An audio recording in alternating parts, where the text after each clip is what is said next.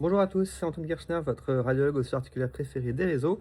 Alors j'ai attendu pas mal pour en parler, hein, parce que les mauvaises nouvelles sont tombées sur la profession, aussi bien la radiologie en particulier et la médecine en général.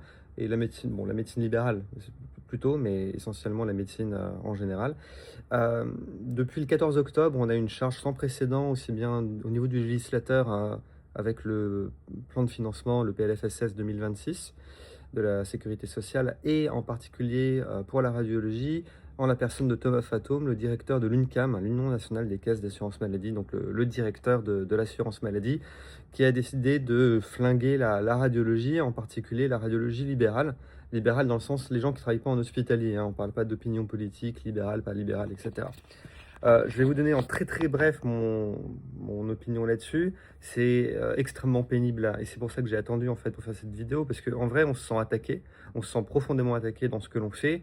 On se fait accuser de rentier, de fraudeur, sans parler même des conséquences financières et des conséquences sur la sécurité de notre emploi et de la façon dont on va travailler à l'avenir. Et après, il y a toutes les considérations des conséquences que ça va avoir sur la population et sur les gens qu'on essaye de soigner, hein, au fond. Je rappelle qu'on fait ça à la base.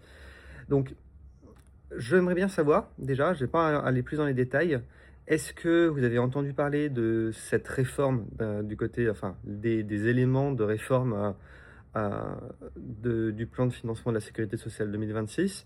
Et deux, est-ce que vous avez entendu parler des décisions prises unilatéralement sur le plan tarifaire par l'UNCAM, donc par les caisses d'assurance maladie, concernant en particulier les actes de radiologie? Est-ce que vous en avez entendu parler? Qu'est-ce que vous en pensez? Est-ce que vous avez une idée des conséquences éventuelles que ça va avoir? Je parle même pas pour nous, les radiologues, mais de façon générale pour le système de santé, pour les patients. Euh, et qu'est-ce que vous en pensez? Euh, Essayez de me donner, donnez-moi dans les commentaires des points de discussion. Qu'est-ce que vous avez entendu et qu'est-ce que vous en pensez? Et on pourra ensuite repartir de là pour faire quelques petites vidéos. C'est un monde qui est très compliqué et très opaque, pas bien compris du public. Même les radiologues, quand ils commencent, qui sont internes, ils n'ont aucune idée de comment fonctionne finalement le remboursement de leurs actes, comment on finance les machines de scanner, comment on finance les centres et comment on paye les employés, etc.